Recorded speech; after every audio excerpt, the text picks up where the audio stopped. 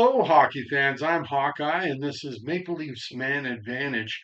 And in this video today, I'm going to talk about three different trades, as well as there's a new coach coming into Toronto here before the 1973-74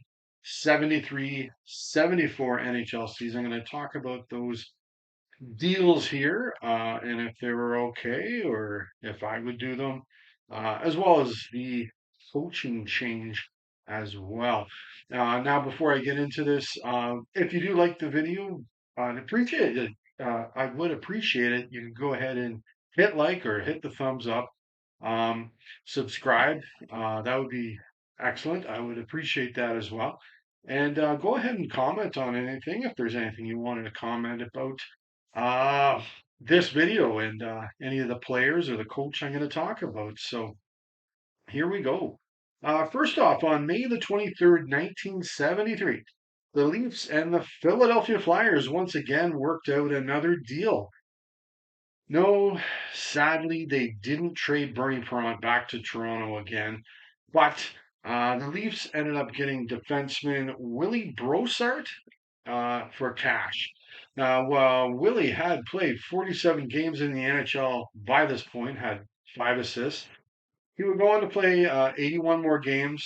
He'd play for the Leafs as well as the Washington Capitals. He'd score 1 goal with 9 assists for 10 points to go along with 86 penalty minutes. Um, so in the end, Willie may be just a part player for the Leafs, just that extra defenseman, if you will. But I give the trade an okay. Toronto needs an extra defenseman. Go ahead and get him for cash. You didn't really have to give up anything, anybody on the roster, anywho, for this player. And he may be very well needed for this upcoming season. On my own team, though, rather than trading for Brossart, I'll get to that in a couple of videos, but I would rather bring up some guys that I've drafted who are ready to play a little bit in the NHL and maybe turn to a youngster there instead for this upcoming season. So that's the first trade. The second trade was on May the 29th of 1973. And this time it was the Leafs and the Vancouver Canucks. The Leafs received goaltender Dunc Wilson, and the Canucks received right winger Murray Heatley and defenseman Larry McIntyre. So we'll start with who Toronto got in this trade. Dunc had played 132 games so far in the NHL, and he's going to be 25 years of age this season, so he's right young enough, for sure. He had won 32 games. He tied 10, and he had 2 shutouts. He would go on to play another 155 games. He'd win 48 of them. He'd tie 22 and get 6 shutouts. After the Maple Leafs, Dunk also played for the New York Rangers, the Pittsburgh Penguins, and then ended his career back with the Vancouver Canucks as well. So over to who the Vancouver Canucks got in this deal. Murray Heatley had not played a game in the NHL as of yet. And like Dunk, he was going to be 25 for this upcoming season. Murray, though, what he did do is he jumped over to the WHA and played 3 seasons over there. He played 156 games, scored 48 goals with 54 assists, and got 102 points. He played for the Minnesota Fighting Saints and the Indianapolis Racers. He never did end up playing a game in the NHL. And just to let you know, his son is two-time 50-goal scorer Danny Heatley, who ended up scoring 372 goals in 869 NHL games. And as a Leaf fan, I certainly remember him with the Ottawa Senators, and he scored a few goals on us during his career. And I remember him before that. He was in Atlanta, and he might have been in San Jose as well, trying to remember. But yeah, that was or is his son. And the other player was Larry McIntyre. He played 41 games with 3 assists for the Leafs, but he wouldn't play another NHL game. So this was a very good trade for Toronto. So for the Leafs, I give this one the green light. You got yourself a goalie. You gave up a couple of guys off your roster, but they never ended up playing in the NHL. Murray went over to the WHA. So that is a good trade. So, but for my team, I would still have Bernie Perrant in that. I know um, his wife didn't like it in Toronto, but I got a feeling we would sweeten the pot, hopefully, for Bernie to stay in Toronto and want to play in Toronto, everything like that. So hopefully, I would have him in my net, and I might go with a rookie in my net. There won't be a lot of extra games as Bernie's playing in Toronto this year, but I do have Mike Visor, so I may turn to him as the backup rather than Wilson. So I wouldn't make this trade, but I give it the green light for the Leafs. So the final trade came on July the 3rd, 1973. And what did the Leafs do? This is a good one, a good bit of a welcome back.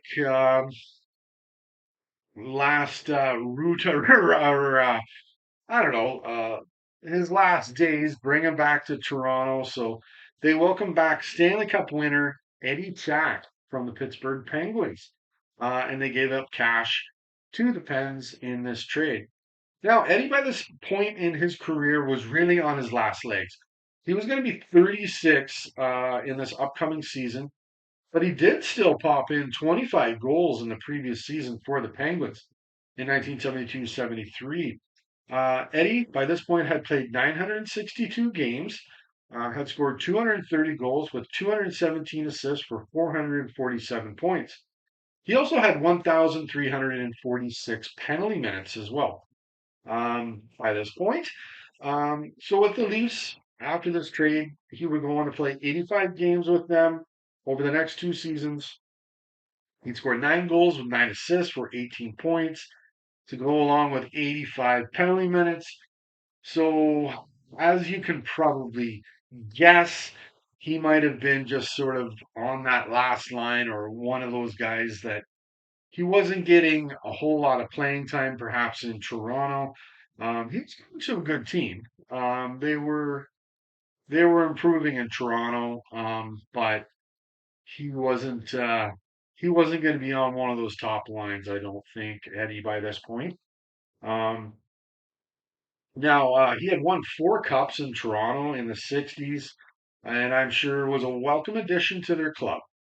He brings a bit of muscle, and he does know how to put the puck in the net as well.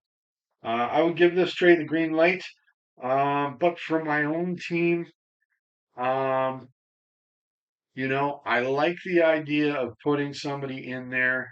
Um, they kind of talked about this in that the book I read there. Um, about the Leafs in the 70s or the 1978 run there when they had Roger Nielsen as their coach. They talked about, I think it was this very season, they didn't have a lot of muscle in the lineup. They had Eddie Shack, um, and that might have been it. Like they didn't have a whole lot of guys. I know Turnbull was, he could mix it up on the back end there and Brian Glennie, but it was just sort of they didn't have a whole lot of muscle in the lineup. So I do like the idea of bringing him in. I look at my own team, I'm like, whew, I don't have anybody up front that can bring that. But rather than Eddie, I'm going to turn to somebody else, a young guy ready to go for it, ready to put his rookie season in, so I'm going to go with him. But I wouldn't make this trade for Eddie Shack, but I give it the green light for the Leafs, and they didn't give up anybody on their roster for this, so there you go. So yeah, so those are the three trades. I didn't have a problem with any of them for Toronto to make. At the same time, I wouldn't make any of them for my team if I was GM of the Leafs. Um, if you haven't seen any of the other videos, I apologize. I'm going to get to that in a couple. I'll share my roster, who's on my team if I was a GM of the Leafs. I know hindsight's 2020, but yeah, that gives you the best idea of maybe where Toronto may have went wrong. through their years since 1967 and not winning a cup. But the final part of this video, the new coach is coming to town. So enter stage right, Red Kelly. He had won 4 cups with the Leafs back in the 60s with Eddie Shack. But now he's coming back to Toronto as a coach. Um, and it was on August the 20th, 1973, the Leafs hired Red Kelly as their coach. In turn, John McClellan, who was coaching Toronto, they didn't fire him. He moved upstairs to assistant general manager and worked alongside Jim Gregory. So excellent idea. I'm not sure if they had an assistant before this, but it's a great idea to get an assistant GM, another head up there, another set of eyes, another opinion, right? On where the Leafs should go from here. Um, Now, this is good as the Leafs. I do believe they needed a different voice behind the bench, and it wasn't someone who's in his first rodeo, right? As Red had some experience behind the bench in the NHL, and he had played a ton in the NHL as well. He had coached the LA Kings and the Pittsburgh Penguins already. In addition, he would already have a relationship with some of the players on the team, like Dave Keon, Norm Allman, um, Eddie Shack, and Jim McKenney. He spent time playing with these players during his own playing career, and with Allman, he played with him with the Detroit Red Wings. Huh. Yeah, they never played together in Toronto because Red had retired um, after winning the cup in 1967, but it was the following season when Normie Ullman came over in a trade. But there you have it. So Red's coaching record up until this point, he had 145 wins, 207 losses, and 72 ties. That gave him a 427 winning percentage. And for the playoffs, Red had a 13 and 19 record before coming to Toronto. So I have no problem with this change. And I got to tell you, I would feel excited if Red came behind my bench from my own team. Because I guess I would have John McClellan. Sure, I'll move him upstairs, whatever. Put him beside me as I'm the GM, but bring Red Kelly in, put him behind my own bench to coach my team. Um, and he's in Toronto for a little while here, so there you have it. So that's it. The 3 trades and Red Kelly coming back to Toronto to step behind the bench and try and coach these guys to try and bring some success back to Toronto. So until next time, go Leafs go.